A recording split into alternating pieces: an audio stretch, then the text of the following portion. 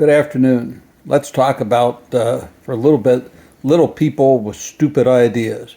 First, we're going to talk about the Director of Homeland Security, Christy Gordon Noem, who is investigating whether or not her department would sponsor a show on television that would pit immigrants against each other to see who would get citizenship in the United States. Just sort of appalling to think that this is what they would do to denigrate people who are trying to become U.S. citizens, but maybe it shows how little they think of themselves and there's such low self-esteem. My guess is if she tried to compete for citizenship, they wouldn't let her in.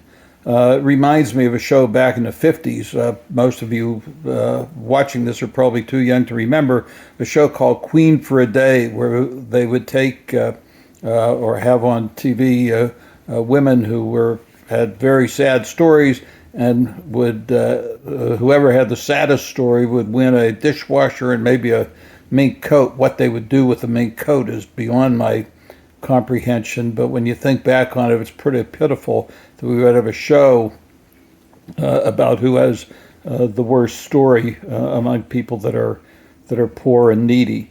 Then we have next thing we have is it turns out that 2 of the 313 air traffic controller facilities are understaffed because of the people that they forced into retirement, the people on probation, and this is the stupidity that comes when you just go in there with Elon Musk and Donald Stump to cut back on people who know what they're doing.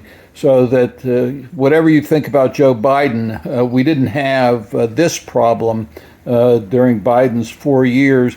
And as I said earlier, the Republicans, when there had been proposal to get more money to the air traffic control system, all of the Republicans voted against it.